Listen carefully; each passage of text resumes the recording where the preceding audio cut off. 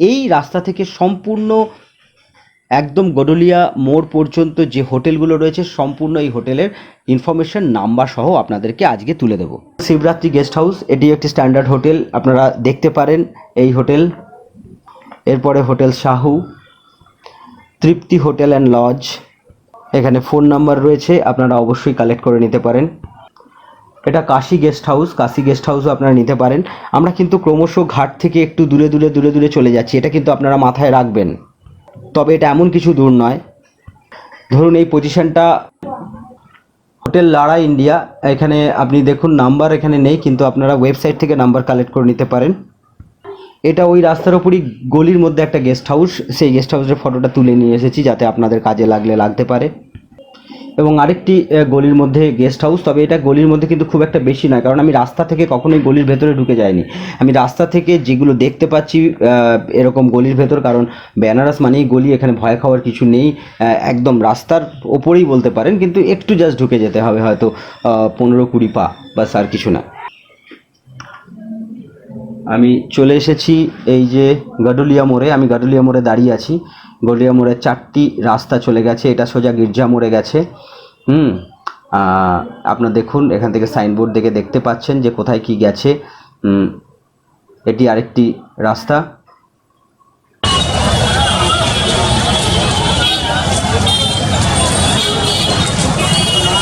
এখানে অনেকগুলো হোটেল রয়েছে, এই হোটেলে আপনারা থাকতে পারেন, কিন্তু এখান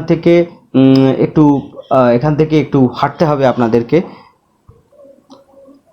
হোটেল আপনারা আন্দাজ করতে পারছেন, এটা গাডুলিয়া মোড়। কিছু রেস্টুরেন্ট, হোটেলও রয়েছে এখানে। এই গাডুলিয়া মোড় থেকে কিন্তু আপনার সোজা হেঁটেই আপনাকে যেতে হবে। বেশ কিছু হোটেল আপনারা দেখতে পাচ্ছেন, সেই নাম্বার দেখতে পেলে আপনারা টুকে নিতে পারেন, ফোন করতে পারেন, কথা বলতে পারেন। অনেক গেস্ট হাউস রয়েছে। এটা গির্জা মোড়, এই যে গির্জা, আমরা গির্জা মোড়ে চলে এসেছি। এইখানে কিন্তু এই বাস রেলওয়ে স্টেশন থেকে টোটোগুলো এসে দাঁড়ায় এই গির্জা মোড়ের একটু আগে, সুতরাং অনেকটা হাঁটা পথ, দশাশ্বমেধ ঘাট যেতে অনেকটা হাঁটা পথ। এই গাড়িগুলো মোটামুটি 100 টাকা, কখনো 200 টাকাও বলে প্রয়োজন মতো। কারো যদি অসুস্থতা থাকে বা এমনিও কেউ যেতে চান তাহলে যেতে পারেন। একজন হয়তো হাঁটতে পারছে না, তখন এই গাড়িগুলোকে বললেন। এই গাড়িগুলোর নাম্বারও আমার কাছে রয়েছে, আমি দিয়ে দেব। এটা একটি ধর্মশালা, হরসুন্দরী ধর্মশালা। এই ধর্মশালায় অনেকে রয়েছে, আমি দেখলাম।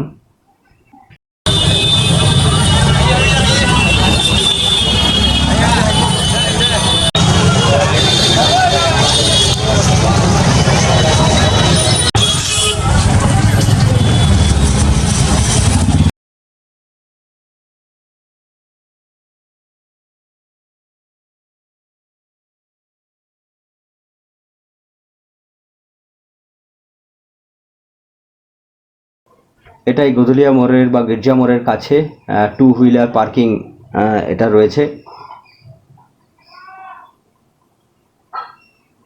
এটা গডুলিয়া মোড়ের স্ট্যাচু, নন্দী আমরা দেখতে পাচ্ছি এখানে, এদিকে মুখ করে নন্দী দাঁড়িয়ে আছে, অর্থাৎ মন্দির কিন্তু এই সাইডে।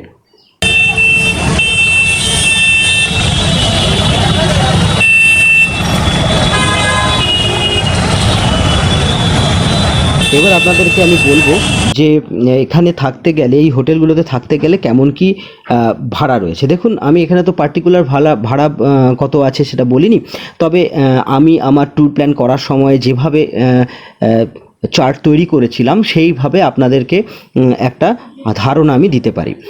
সেক্ষেত্রে এখানে আমি 2বার বেনারস গেছি, তার মধ্যে প্রথমবার আমি ছিলাম ভারত সেবাশ্রমে। ভারত সেবাশ্রমের নাম্বার আপনাদেরকে আমি দিয়ে দিচ্ছি।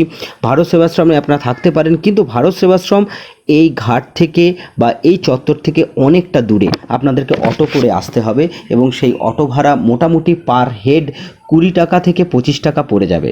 এই কারণে আমি বলবো যারা খরচ বাঁচাতে চাইছেন এবং কাছাকাছি থাকতে চাইছেন তারা হোটেলের দিকে থাকতে পারেন, কিন্তু ভারত সেবাশ্রম কিন্তু দারুণ এসি ফেসিলিটি রয়েছে এবং বেনারস ভারত সেবাশ্রমের মতো জায়গায় থাকলে আপনি একটু ফাঁকাতে শান্তিতে এবং গাছগাছলার মধ্যে খুব সুন্দরভাবে থাকতে পারবেন। রুমে এসি ফেসিলিটি রয়েছে খুব কম পয়সায়, এখন রিসেন্টলি 1200-1300 টাকার মধ্যে আপনি এসি রুম ডবল বেড পেয়ে যাবেন। সেখানে আপনি 3 জন বলেও থাকতে পারবেন, 4 জনও থাকতে পারবেন, সেটা আপনাকে পারমিশন ওখানে গিয়ে করে নিতে হবে। কিন্তু আপনারা যদি এই একদম ঘাটের কাছে থাকতে চান বেনারসের, তাহলে কিন্তু আপনাদেরকে থাকতে হবে এই হোটেলগুলোর মধ্যে। এই হোটেলগুলোতে কিছু ভালো হোটেল রয়েছে, যেমন আপনাদেরকে শিবরাত্রি দেখালাম, বা এগুলোর হোটেলগুলোর একটু রেঞ্জ বেশি। অলকা, হোটেল অলকা, আমি এখনও বলিনি, অলকার নাম্বার আপনার দেখুন ডেসক্রিপশানে বা আমি এইখানে দিয়ে দিচ্ছি। হোটেল অলকা আপনি পাবেন, সেখানে কিন্তু এসি রুম ছাড়া নেই। সুতরাং এই হোটেলগুলো কিন্তু একটু ভালো রেঞ্জের হোটেল, এবং আরও অনেক হোটেল রয়েছে যেখানে দেখেছি ভালো রেঞ্জের হোটেল। এইগুলোতে আপনি 2400 মিনিমাম 2500 থেকে শুরু হবে এবং 3000, 5000 এইরকম জায়গায় কিন্তু চলে যাবে। আর যদি এর থেকে কম রেঞ্জে মানে 1200-1100 টাকার যে হোটেলগুলো রয়েছে, যেগুলো মোটামুটি আপনাদেরকে দেখালাম, এছাড়া যে দশাশ্বমেধ ঘাট, দশাশ্বমেধ বোর্ডিং হাউস যে রয়েছে, সেখানে কিন্তু আপনার ভাড়াটা একটু কম এবং খাওয়া দাওয়ার খরচাটাও ওখানে একটু কম। কিন্তু ওই যে বললাম যে দশাশ্বমেধ বোর্ডিং হাউসে থাকার অভিজ্ঞতা আমার খুব ভালো নয়। এছাড়া আপনাদের একটা বাজেট হোটেল আমি বলতে পারি, যেটা আমি আমার সার্চিংয়ের সময় আমি দেখেছি, সেটা হচ্ছে তীরথ গেস্ট হাউস। মোটামুটি 1000 থেকে 1100 টাকার মধ্যে ভাড়া আপনি পেতে পারেন বর্তমান 2-3 বছরের মধ্যে। এবং দ্য গোপাল রেসিডেন্সি, এখানে একটা আপনি দেখতে পারেন। এছাড়া প্রকাশ গেস্ট হাউস, দশাশ্বমেধ লজ, এই জায়গাগুলো কিন্তু আপনি কিন্তু বাঁচতে পারেন। এটা কিন্তু খুব একটা খারাপ হবে না, খুবই ভালো হবে বলে আমার ধারণা। এবং আমি এগুলো সমস্ত ভিডিও দেখে প্লাস নিজেও গিয়ে আমি কিছুটা বাইরে থেকে দেখেছি।